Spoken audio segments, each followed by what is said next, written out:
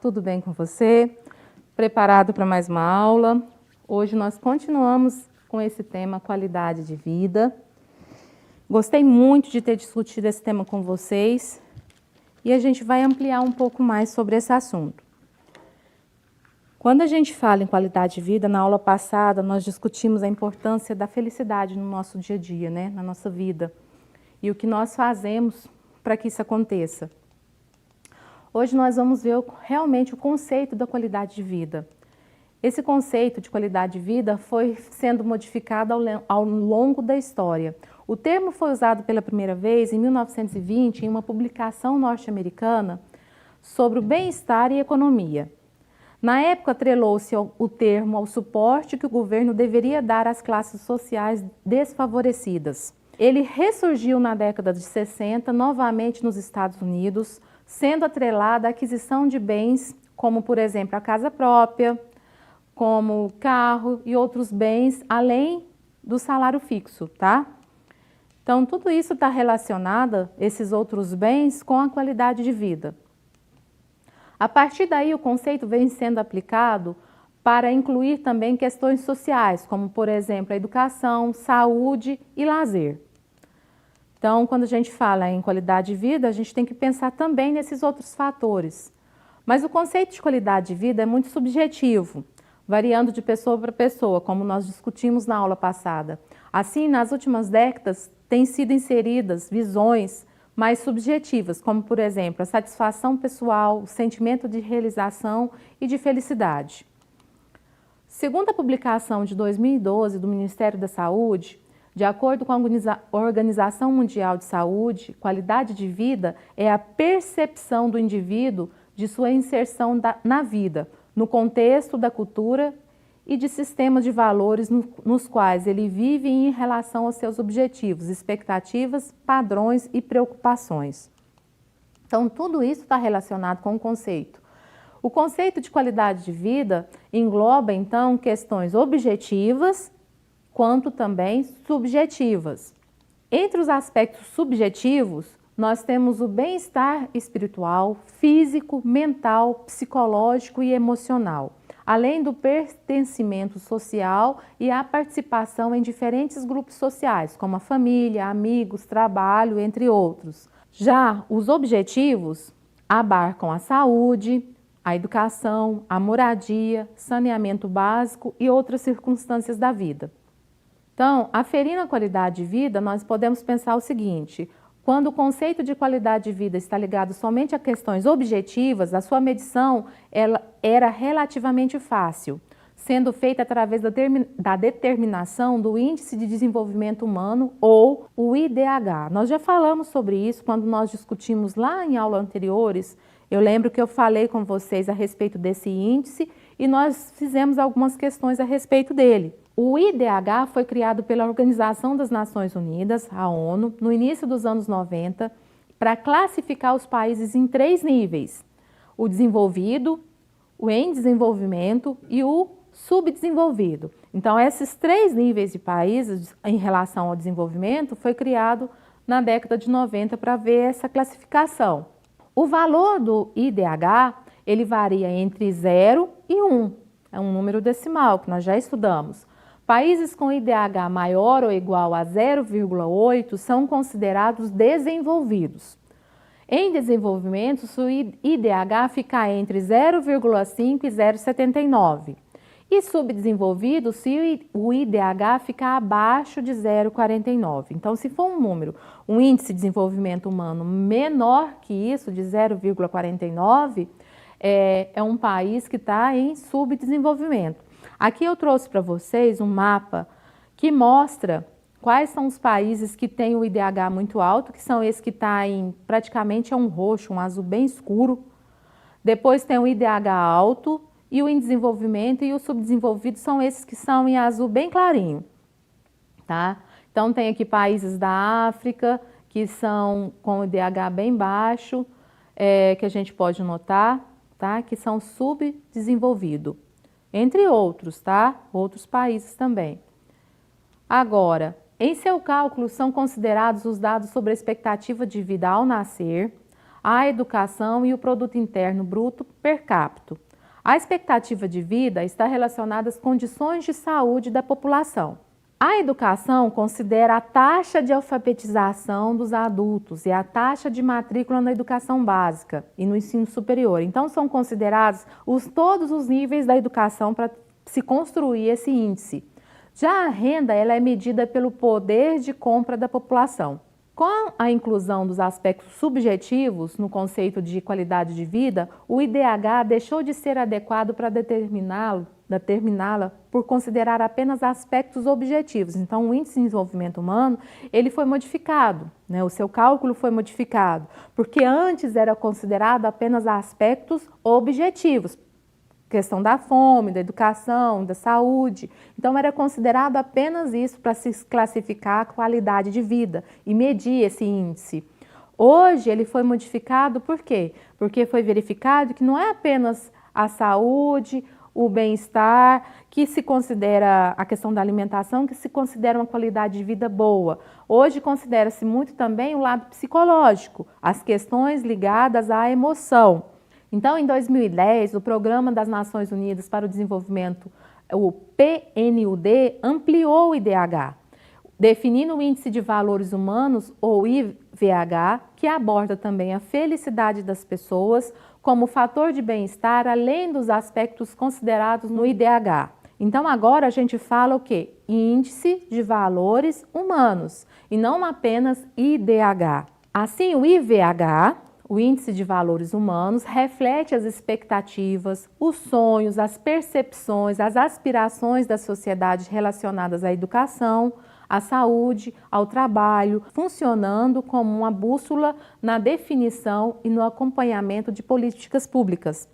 Tudo isso que eu falei com vocês aqui hoje, que nós discutimos, tanto hoje quanto na aula anterior, eu tirei de um artigo, tá? Um artigo que fala sobre a qualidade de vida e o conceito e exemplos. Esse artigo, ele foi tirado da organização Academy Canaham, tá?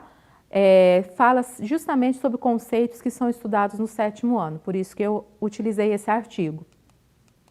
Agora, já que a gente está falando a respeito dessas questões voltadas à qualidade de vida, nós falamos aqui sobre o nosso desejo, por exemplo, de viajar, né, que nós falamos na aula anterior, falamos sobre a vontade da gente ir ao cinema, que tudo isso está relacionado à nossa qualidade de vida e essas possibilidades, elas são importantes na nossa vida, né?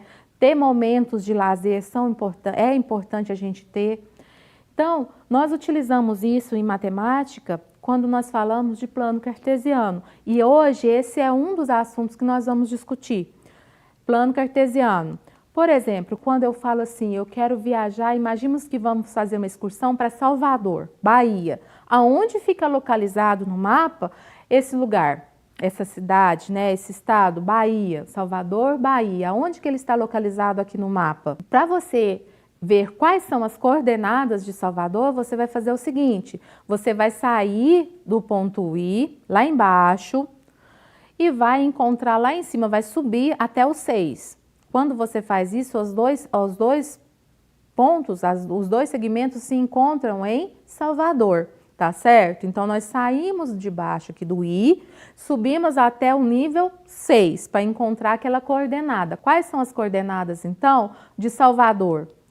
E 6. Você está verificando que eu estou usando alguns termos aqui que são bem específicos do que nós vamos estudar hoje. Então, nós temos aqui um eixo de coordenadas, que é o nosso sistema de coordenadas no plano cartesiano. Quando você trabalha com esse eixo, nós temos uma linha principal na horizontal que ela é chamada de eixo X, que nós chamamos de abscissa.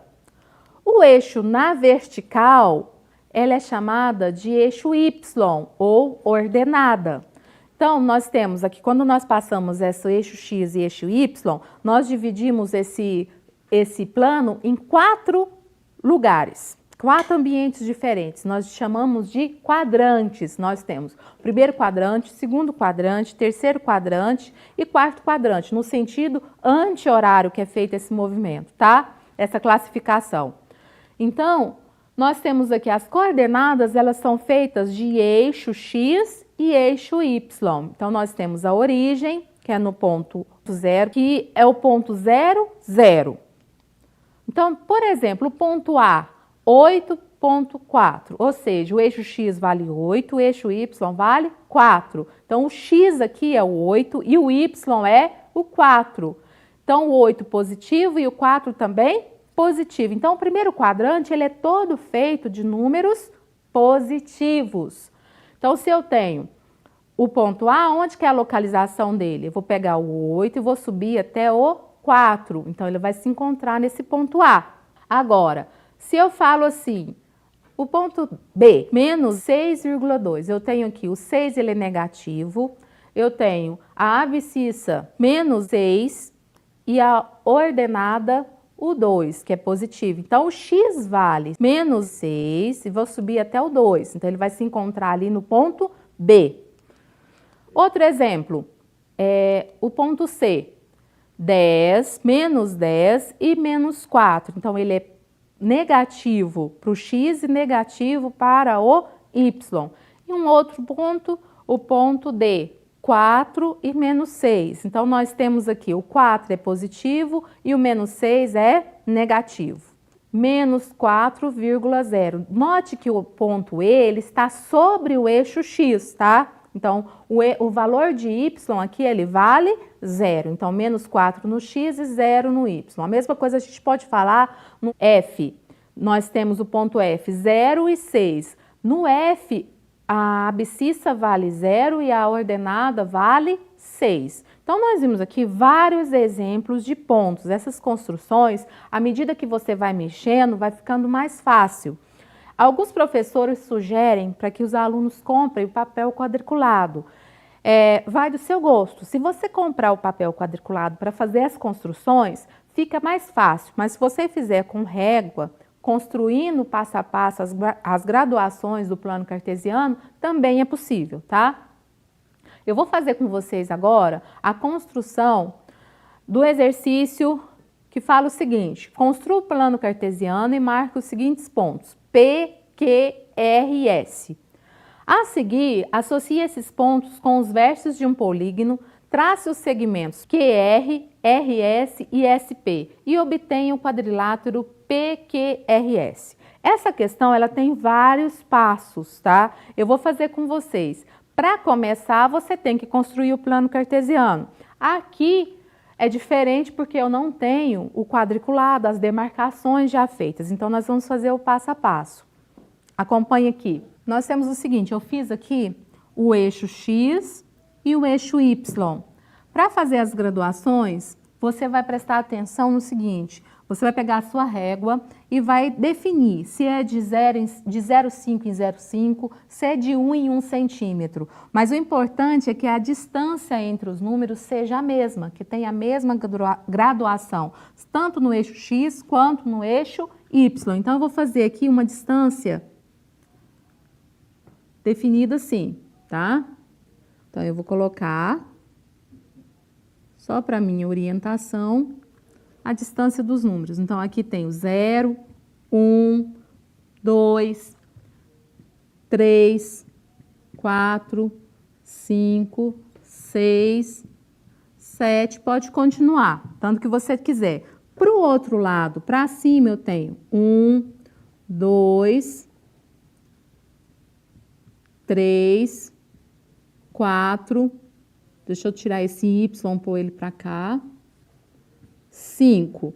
Para o outro lado, negativo. Então, eu tenho menos 1, menos 2, menos 3. Poderia continuar. Para baixo, menos 1, menos 2, menos 3, menos 4. Poderia continuar o tanto que você quiser, tá? Agora, vamos pensar nos pontos. Eu vou transferir eles para cá. P, 3 e 1. Q, menos 1 e 3. R, menos 5 e menos 2. E S, 4 e menos 3. Então, vamos. Primeiro, 3 e 1. Então, eu vou fazer o seguinte. Lembra comigo que o primeiro número, ele é x. Então, o primeiro número é x. E o segundo número é y. Então, você vai fazer o x, a abscissa, vale quanto ali? 3. Então, eu vou procurar no x o número 3. Vou passar sobre esse número 3 uma reta pontilhada. Mas, se você quiser, não precisa fazer essa reta. Ela é opcional, ela é só para te orientar. Então, vou fazer sobre o 3, pontilhado. E o y vale quanto? 1. Aonde ele se encontrou, esse daqui é o ponto P. Tudo bem? Então, esse pontilhado, ele serve apenas para te orientar. O próximo, menos 1. Então, agora no x, menos 1. E 3 no y. Então, eu tenho sobre o menos 1, ele vai subir até encontrar com o 3. Esse aqui é o ponto Q. O próximo, menos 5 no x. Então, aqui eu teria que continuar, ó. Menos 4, menos 5. Menos 5 no x e menos 2 no y. Então, ele vai descer. Então, menos 5 e menos 2. Então, tá aqui. Esse ponto é o R. Próximo, 4 positivo. Então, tá para cá. 4 e menos 3, então ele também vai descer 4 e menos 3. Onde ele se encontrou, esse daqui é o S. Então tá aí, nós fizemos a primeira parte. A primeira parte era construir os pontos. Feito isso, o que o problema pede? A seguir, associe esses pontos com vértices de um polígono. Trace os segmentos. Então, nós colocamos o seguinte, imagina agora, olha com distância do desenho. Então, nós vamos ligar os segmentos aqui e formar um polígono. Vou pedir só um pouquinho de paciência, porque para fazer sem régua, lembra que segmento tem que ser reto. Então, nós temos aqui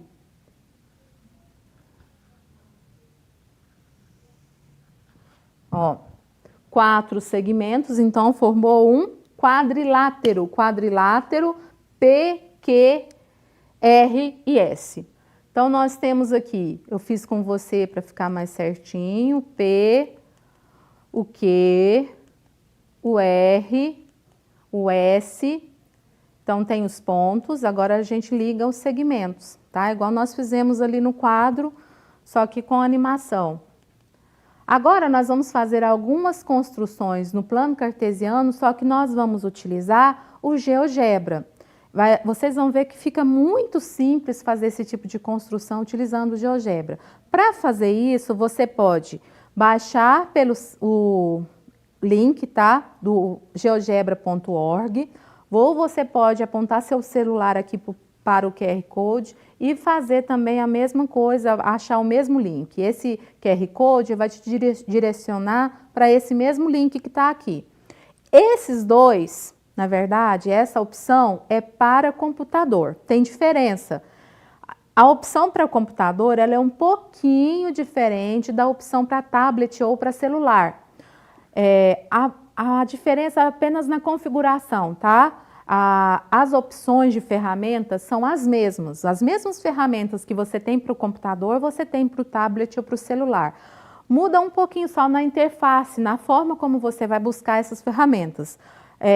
Talvez em uma próxima aula a gente mostre, aqui eu mostre o GeoGebra acessado pelo celular, tá? Que eu já tenho ele no meu celular e eu uso para fazer as construções também.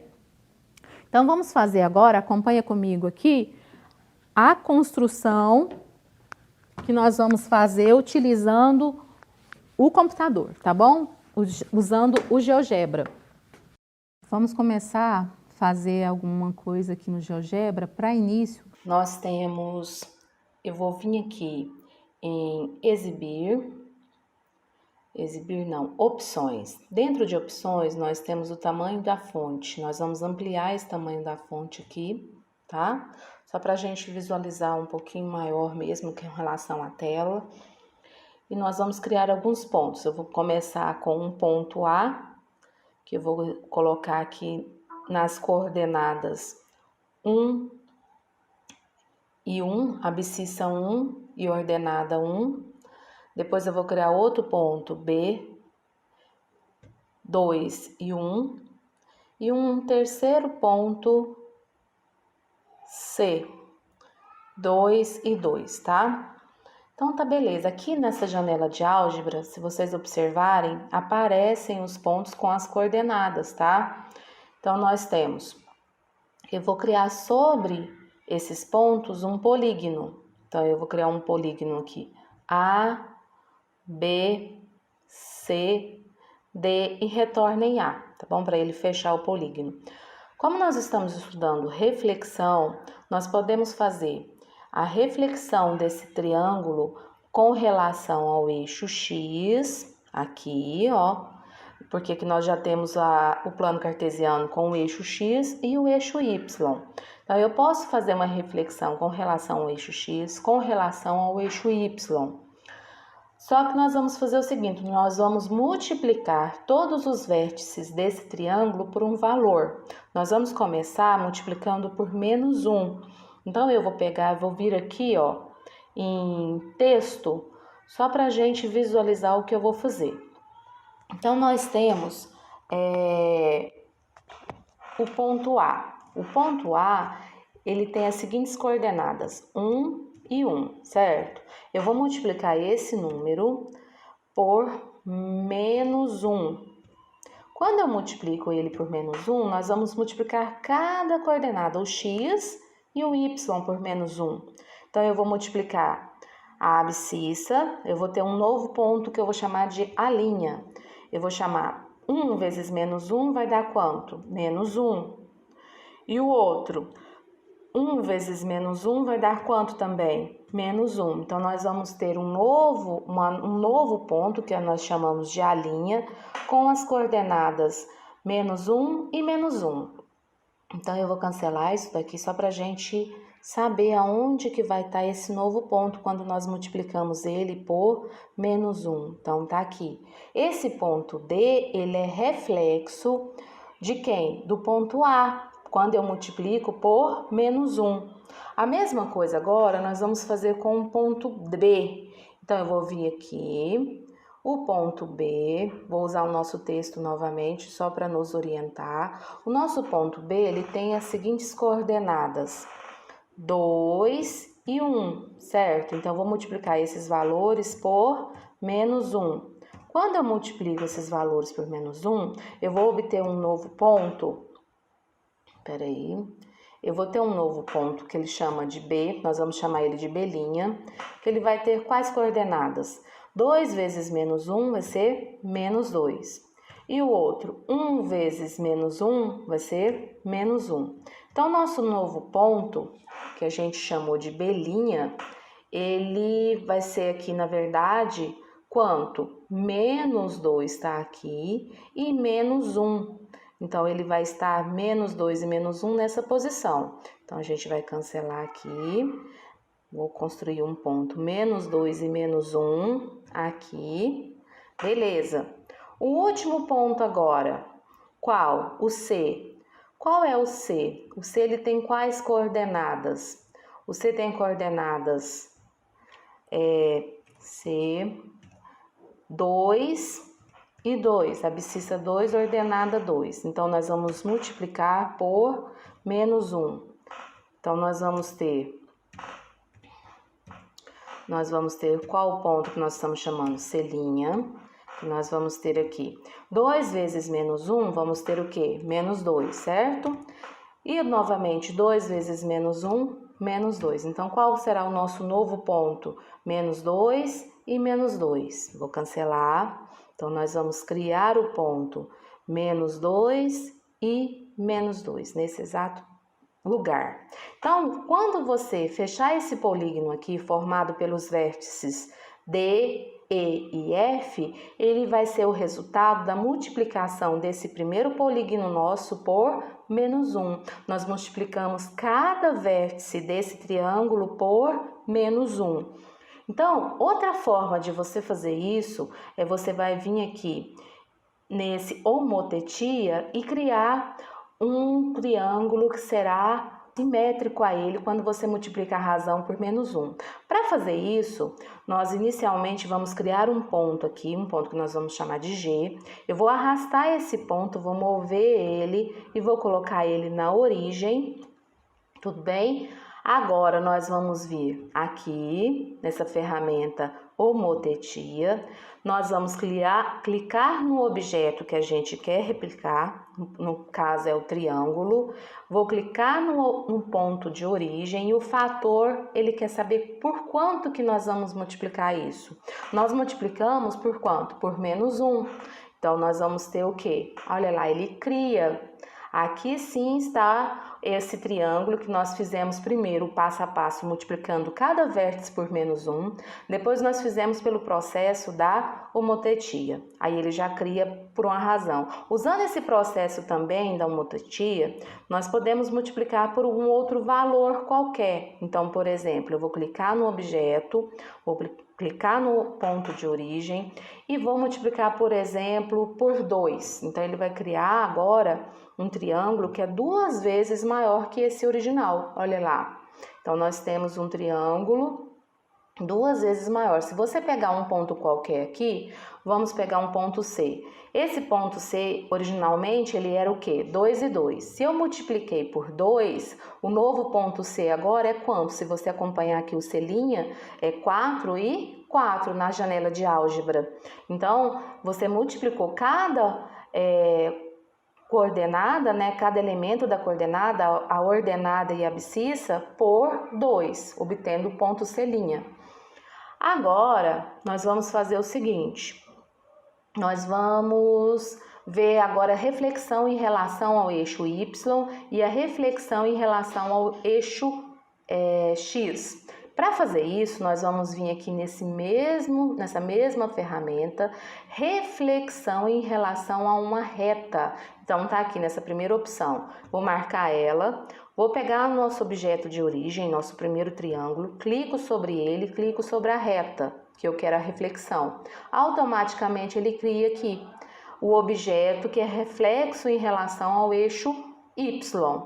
Agora, eu vou fazer isso novamente, só que eu vou fazer a reflexão em relação ao objeto e a reta agora que eu vou usar é a reta X. Novamente, reflexão em relação a uma reta. Marco o objeto, marco a reta, ele cria.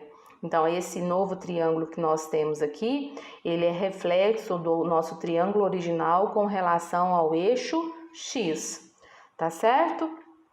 Então, aqui nós vimos a multiplicação dos vértices de um triângulo por um valor menos 1. Criamos esse triângulo que é o inverso aqui das coordenadas, né? Multiplicadas por menos 1.